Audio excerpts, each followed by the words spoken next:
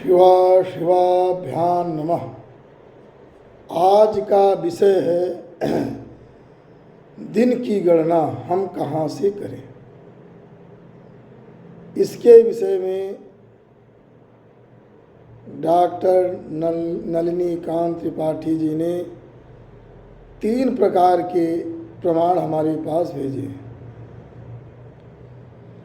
जिसमें कि एक प्रमाण है कि आधी रात से आधी रात्रि तक ये माना जाए आज अद्यतन। और दूसरा प्रमाण उन्होंने भेजा है कि रात्रि के 3 भाग किए जाएं, 2 भाग पिछले दिन में और अंतिम वाला 1 भाग अगले दिन में। इस तरह से चाहे जनना शौच हो या मरना शौच हो या रजस्वला आदि का निर्णय किया जाए। और तीसरा पक्ष ये है कि पूर्वमेव दिनं ग्राह्यं यावन्नोदयते रविः, कि अगर सूर्योदय के पहले किसी की मृत्यु होती है, मरना शौच होता है या जन्म होता है या स्त्री रजस्वला होती है, तो वो पूर्व दिन माना जाएगा, आज का दिन नहीं माना जाएगा। आज का दिन सूर्योदय से आरंभ है, सूर्योदय से ही आज का दिन माना जाएगा। आज के इस सूर्योदय से आरंभ हुआ और कल के सूर्योदय तक चलेगा, कल वाले सूर्योदय से दूसरा दिन आरंभ हो जाएगा। ये पक्ष है। तो हमारे विचार से यही पक्ष सबसे उचित पक्ष है, क्योंकि ये सबसे उत्तम पक्ष है जो सूर्योदय से सूर्योदय तक, क्योंकि दिन का आरंभ सूर्योदय से ही आरंभ होना चाहिए। और क्योंकि इसमें ज्योतिष का प्रमाण पूर्णता है, ज्योतिष की गणना चाहे इष्टकाल हो कुछ भी हो सूर्योदय से ही की जाती है। सूर्योदय से सूर्योदय तक जो है ज्योतिष मानता है। आज ये उचित पक्ष भी है, क्योंकि अगर सूर्योदय में अगर कोई तिथि नहीं प्राप्त करती है तो उसकी हानि मान लेते हैं, या कोई तिथि सूर्योदय में 2 सूर्योदय को प्राप्त कर लिया तो उसकी वृद्धि मान लेते हैं, नहीं प्राप्त किया 6 तिथि हो गई। तो इस प्रकार से जो भी है, जैसे कि मार्कंडेय पुराण में कहा गया है कि सूर्योदयम बिना नैव स्नानम दानादिका कर्म। जो भी हमारा कार्य है, कोई विशेष स्नान है सूर्योदय के बाद होता है, विशेष कोई अगर श्रावणी आदि का स्नान होते हैं, और दान आदि क्रिया जो भी हम करेंगे सूर्योदय के बाद ही करेंगे। तो इसलिए सूर्योदय काल ही सबसे उत्तम माना जाता है, इसी से ही गणना करनी चाहिए। सूर्योदय हुआ, दिन आरंभ हुआ, अगला सूर्योदय हुआ, दूसरा दिन आरंभ हो जाएगा। इस प्रकार से तो ये तीनों में यही मानना चाहिए कि सूर्योदय से सूर्योदय तक। उसमें अब एक समस्या ये भी आती है, ऐसा प्रश्न उठाया गया कि मान लिया सूर्योदय के थोड़ा पहले किसी की मृत्यु हो गई,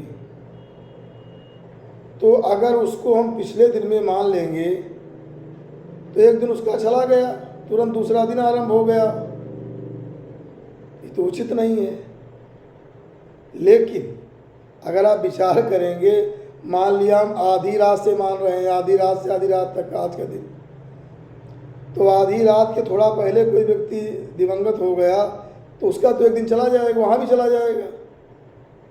यदि किसी के मत से मान लिया पिछले हम सूर्यास्त से मान रहे हैं, पिछले सूर्यास्त से आज वाला जो सूर्यास्त है वहाँ तक अगर दिन मानते हैं, तब भी अगर सूर्यास्त के थोड़ा पहले किसी की मृत्यु हुई, एक दिन उसका चला जाएगा।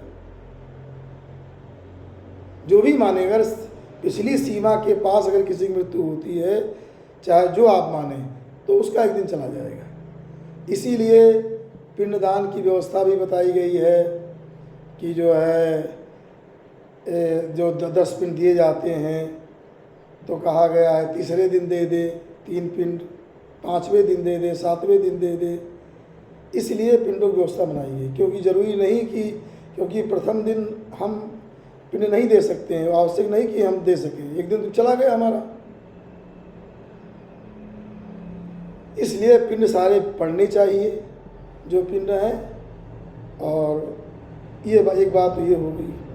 इसीलिए रजस्वला के विषय में कहा गया है, एक दिन बीत जाए तो कहा गया है कुछ ग्रंथों में 5वें दिन वो देवता की देव पूजन की योग्य होती है, और कहीं कहीं लिखा वो स्त्री जो है 7वें दिन वो देव पूजन की योग्य होती है, चौथे दिन अथवा 5वें दिन अपने पति की योग्य हो जाती। इसीलिए सब विकल्प बनाए गए, इनको भी ध्यान रखना चाहिए। एक बात और भी है कि बहुत चीज़ें स्पष्ट नहीं की जाती हैं। कुछ बातें जैसे विरक्त वैष्णवों के लिए लिख दी गई, कुछ बातें सन्यासियों के लिए हैं, कुछ वानप्रस्थियों के लिए, कुछ गृहस्थों के लिए। ऐसी भी शास्त्रों बातें कह दी जाती हैं और उनका वहाँ पर स्पष्टीकरण नहीं किया जाता है। इससे भी कई प्रकार के भ्रम उत्पन्न होते हैं। लेकिन सबसे उत्तम पक्ष यही है कि हर प्रकार से आप विचार करेंगे, ज्योतिष के अनुसार संपूर्ण गणना सूर्योदय से होती है, और सूर्योदय से आरंभ लेकर के अगले सूर्योदय तक आज मानना चाहिए। इसके पहले अगर ये तीनों चीज़ें होती हैं तो उसको पूर्ण दिन मानना चाहिए। ये तो सिद्धांत पक्ष यही है। अब आगे हम आते हैं कि जो श्री भाष्यकार ने कहा है, महाभाष्य में लिखा हुआ है कि अद्यतन आधी रात से आधी रात तक अद्यतन होता है। वहाँ जो ये कहा गया है उसका अभिप्राय यह है कि जो ये सूत्र है अनद्यतने लंग, अनद्यतन में लंग लकार हो, अनद्यतन भूत में लंग लकार हो, तो जब हम अद्यतन जानेंगे तभी तो अद्यतन समझेंगे। उसमें हम उस भूत में जो है लंग लकार करेंगे। वहाँ उस विषय को लकार लंग लकार कहाँ हो, लुट लकार कहाँ हो, उस विषय को लेकर के वहाँ बताया गया है कि 12 बजे रात्रि से पिछली अगली 12 बजे रात्रि तक अद्यतन हो गया।